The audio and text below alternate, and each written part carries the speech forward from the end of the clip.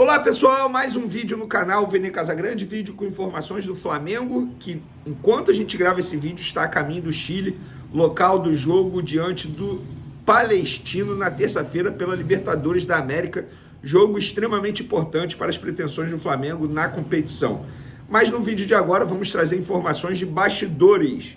Pois é, nós avisamos aqui no canal no dia 22 de abril, briga entre Marcos Braz e Cacau Cota vai atrapalhar o Flamengo. E está atrapalhando. Enquanto eles brigam, enquanto eles não se falam e tem vaidade na diretoria do Flamengo, o Flamengo está sendo prejudicado na CBF. Como assim, Venê? Eu vou explicar já toda essa situação. E tem também bastidores do vestiário do Flamengo após o empate em 1-1 com o Red Bull Bragantino. Tite pedindo desculpa ao Igor Jesus. Nós vamos contar que desculpas foram essas. Tem também o diálogo do VAR. O Flamengo não jogou muito bem no primeiro tempo, no segundo tempo jogou bem, mas a gente não pode deixar de falar. O Flamengo foi prejudicado, sim, pela arbitragem. E o diálogo vai comprovar isso, porque a arbitragem no futebol brasileiro é uma vergonha. Antes de mais nada, eu queria pedir para você se inscrever no canal, dar o like no vídeo e ativar a notificação. Porque assim, toda vez que eu no caso, Vene Casagrande, publicar um vídeo, você será comunicado pela plataforma e, consequentemente, ficará muito bem informado de tudo o que acontece no Flamengo. E o melhor, é de graça, você não paga nada, é só clicar e assistir ao vídeo. Claro, se quiser colaborar de maneira financeira, tem o Pix aí na descrição, pode ficar à vontade, não é obrigado, é só se você quiser e achar justo.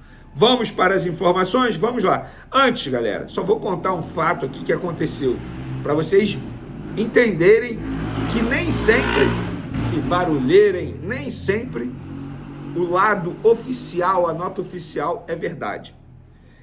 Recentemente, 2, 3 dias atrás, eu noticiei que o Alexandre Matos, o novo dirigente do Cruzeiro, entrou em contato com o presidente do Cuiabá, consultando a situação do Daverson, atacante que está afastado lá no Cuiabá, não faz mais parte dos planos. O presidente do Cuiabá já deu entrevista dizendo que ele está atrapalhando nesse momento, enfim. Beleza, eu dei essa informação. Obviamente, a pessoa que me passou chegou a me provar isso, que teve a ligação do Alexandre Matos para o presidente do Cuiabá. Noticiei. E aí alguns colegas, inclusive colegas grandes, que acompanham, de rádio grande, que acompanham o dia a dia do Cruzeiro, foram tentar me desmentir, falando zero chance. Há pouco, antes da bola rolar para Cuiabá e Palmeiras, pelo Campeonato Brasileiro, o presidente do Cuiabá confirmou nossa informação, dizendo que sim, o Alexandre Matos ligou para ele para consultar a situação do Daverson. Eu só quero dizer o seguinte, nos tempos de Vasco, o Alexandre Matos para mim disse, David, zero chance, hoje é jogador do Vasco. Rojas, zero chance, hoje é jogador do Vasco. Marlon Freitas, zero chance, o Vasco foi até o fim tentando a contratação desse volante. Então, pessoal, vai um recado para vocês aí, cuidado quando vocês forem ouvir apenas um lado. Tem que ouvir os dois lados. Se vocês tivessem ligado para o presidente do Cuiabá, eu tenho certeza que ele poderia ter dito a verdade para vocês. Vamos em frente, vamos falar agora do diálogo ontem dos árbitros no lance do Flamengo, que o Flamengo tanto reclamou, e com razão, o último lance, que na minha opinião foi pênalti em Luiz Araújo. Ah, não foi pênalti, mas por que ao menos o VAR não foi verificar?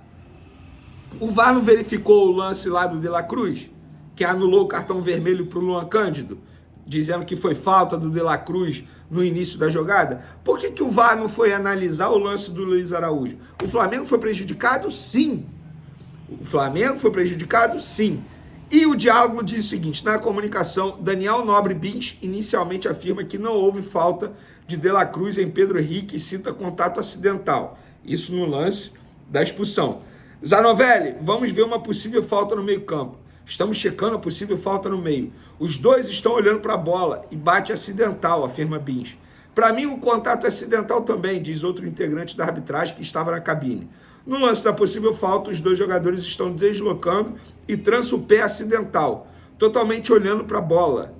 Não há falta, estamos checando o impedimento, prossegue Bins. Bins, porém, destaca que De La Cruz poderia ter obtido vantagem ao se enroscar com o zagueiro Pedro Henrique. A gente tem que analisar porque ele teve uma vantagem tática, diz o Bins. Ele ganha uma vantagem tática, afirma Barroca, que é uma outra pessoa da arbitragem.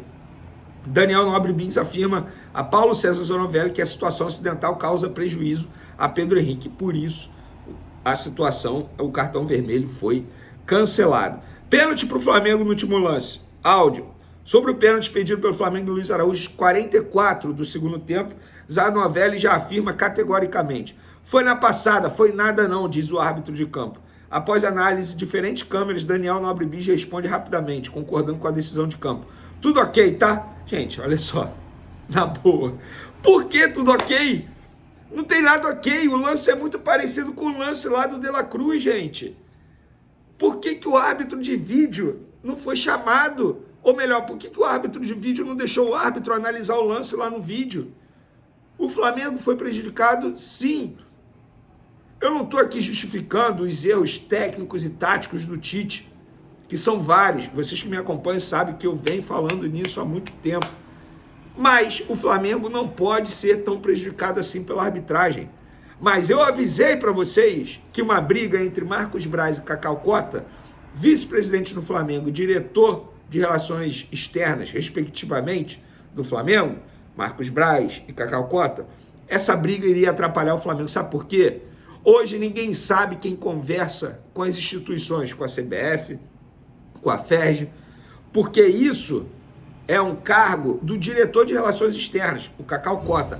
Porém, o departamento de futebol, entre aspas, tomou de assalto essa situação e assumiu essa responsabilidade. Por quê? Porque Marcos Braz e Cacau Cota, como nós informamos no dia 22 de abril, eu informei no dia 22 de abril o seguinte: o Departamento de Futebol do Flamengo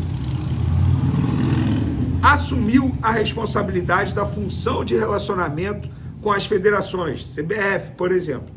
O diretor de Relações Externas, Cacau Cota, está escanteado.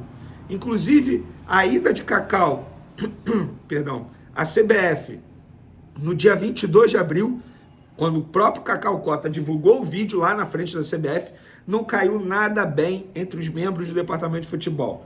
A relação está azedada e Cacau Cota não está mais liberado para viajar com a delegação para os jogos e nem entrar no vestiário, como fazia anteriormente. Recentemente o Cacau viajou, uma viagem da Libertadores, se não me engano, lá para...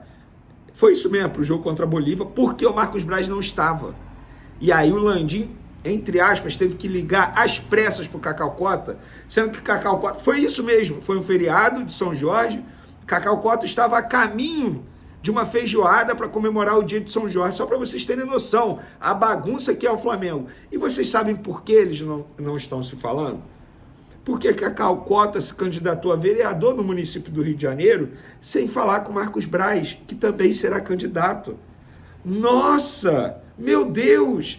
Então o problema entre os dois não tem nada a ver com o Flamengo, é pura vaidade. E o Flamengo segue sendo prejudicado. Porque se o Flamengo tivesse tendo reuniões como deveria ter com a CBF, eu tenho certeza que isso nada estaria acontecendo. Ou se tivesse acontecendo, o Flamengo teria, digamos, desculpas para dizer para a torcida, olha, a gente pelo menos está tentando. Só que eles não estão tentando. E aí hoje, domingo, uma semana depois do Flamengo ter jogado às 11 horas da manhã, o Marcos Braz me vai no Twitter e posta o seguinte: hoje não teve jogo às 11? Qual é o critério para os times escolhidos neste horário? É quem grita que não joga? Muitas coisas precisam de explicação.